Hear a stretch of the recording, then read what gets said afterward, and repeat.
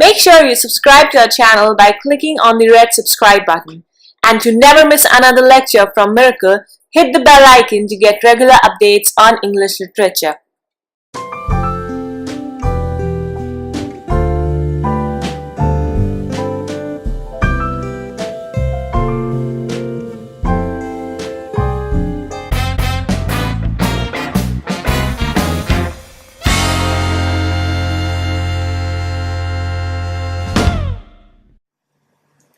Hello and welcome to Miracle English Language and Literature Institute.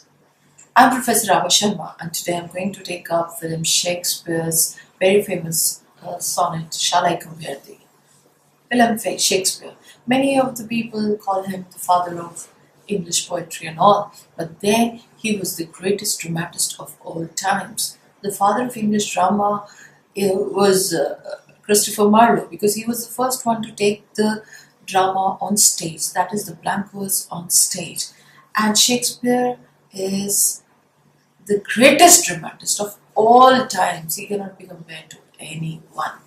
So his timings are 1564 to 1616, and he survived during the period of Elizabeth I and James I.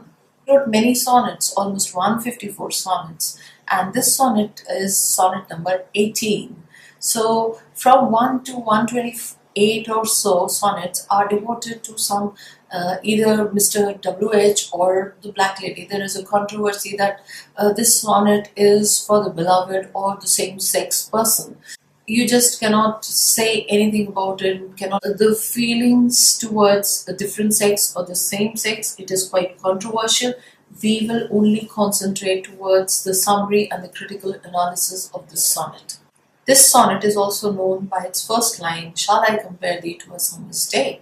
Why summer's day? Because summer is the season which the Western people long for, because most of the part of the year is full of winter, chilly air and snowfall. So they prefer summer. Summer is quite moderate there and a very happy season. The joy, love, youth, all is compared to summer, because summer doesn't last for long. It is comparatively a very smaller season than winter.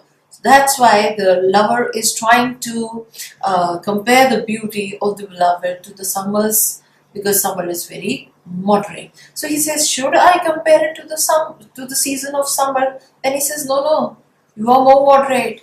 You are more balanced, because sometimes the sun is too hot in summers and the flowers which were blooming, they wilt very soon.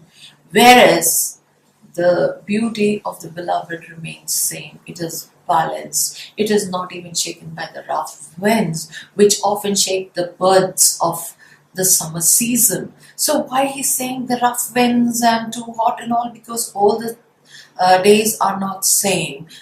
In our life we do face some difficulties, some struggle, some pain, but the beauty of the beloved will remain same because of the moderation of her thoughts, mind and all. Whereas summer season is unable to keep itself with the changing times. So he says that I'll just read out the first 4 lines. Shall I compare thee to a summer's day? Thou art more lovely and more temperate. You can just imagine the contrast drawn. You are more lovely and temperate, more moderate than the summer season. Rough winds do shake the darling buds of May, and summer's leaves hath all too short a day. He says summer is for a very short period, whereas your beauty is eternal. He's just comparing the short-lived or the mortal things with the immortal beauty of the beloved. And then he says, sometimes too hot this eye of heaven shines, and often in his cold complexion dim. Sometimes it is too hot, unbearable. And sometimes you don't get the sunlight also. So it is quite variable, whereas this thing is quite stable. Then he says, and every fair from fair sometimes decline by chance or nature's changing course, then come up unrent. He says that there are times when the beauty fades. No matter how much beautiful you are, but because of the time, because of the running time. Again, you can compare with so many poems I've done earlier, that at my back I hear the time chariot running by. All the beauty will be faded and we are all proceeding towards death. But then he says, this beauty is eternal. It is untrimmed, unchanged, even with the course of time.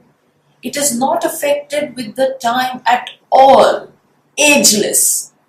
So this way he's trying to compare the physical things with the eternal beauty. Then he says, by thy eternal summer shall not fade, nor lost possession of that fair thou owest, nor shall death brag thou wanderest in his shade, when in eternal lines to time thou growest. Saying that even death will not dare to come near you, but you will grow and grow and grow till eternity.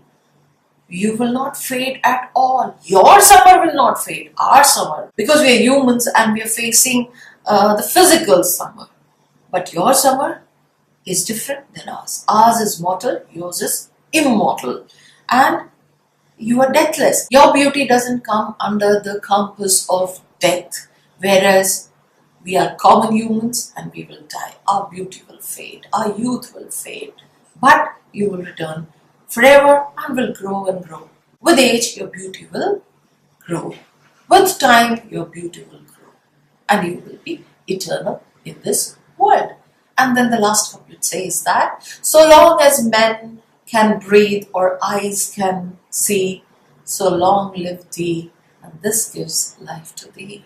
He says, till the man is breathing, till the judgment day, till the doomsday, till our eyes can see, it has the capacity to see, your beauty will live forever. And this will infuse life to the dead people or to the living people. This is like the battery which will be working eternally. The beauty will live forever, whether men live or die. So this is too much of exaggeration of beauty. So too much hyperbole is there. You're comparing the beauty of whether a friend or a beloved, whatever it is, to a summer's day and then to different entities of nature and then calling it eternal. You are taking it to a level of sublimity, whereas the men's physical beauty is nothing in front of this beauty. So there is a big contrast drawn between the two. So this is a new type of sonnet which was invented by William Shakespeare, and it's called Shakespeare Inside. It has got the structure like 3 quatrains and a couplet, 4 plus 4 plus 4 plus 2. So, and the rhyme scheme is A, B, A, B, C, D, C, D, E, F, E, F and G, G. It is different from the Petrarchan sonnet where you have got octave and sestet. But here you have got 3 quatrains and a couplet, and many people have copied or say written in the same style later on, especially Keats. Keats wrote one of his sonnets on the blank page of the collected volume of Shakespeare. There are 2 more sonnets, Nor Marble, Not the Gilded Monuments and The Marriage of True Minds, written in the same tone, addressed to the same person. So Shakespeare is often known for his comedies, tragedies, historical plays and tragicomedies. Many of his plays are very controversial because the critics, they believe that they were written by Marlowe, but Marlowe died at an early age, so they were all incomplete, and they fell in the hands of Shakespeare, who completed the plays because the language is very similar to Tamburlaine and Dr. Faustus and all. But then again, it is controversial. It is said that if Marlowe lived, there wouldn't be any Shakespeare. So it is in the destiny of Shakespeare that he was to be the greatest dramatist of all times. And gradually we will be taking up his plays and other sonnets as well. So this is all. The people who have already done masters or are preparing for UGC-NET, they will find it very easy because they must have studied in the bachelor's course. But my video might help to the people who have just passed out school and would be taking up literature in college. So long men can breathe or eyes can see, so long lives this, and this gives life to thee. If you like my effort, please like, comment, share and subscribe. and also explore our website www.miraclewebstore.com. Also let me know which poem do you want me to do for critical appreciation, and until I take the next.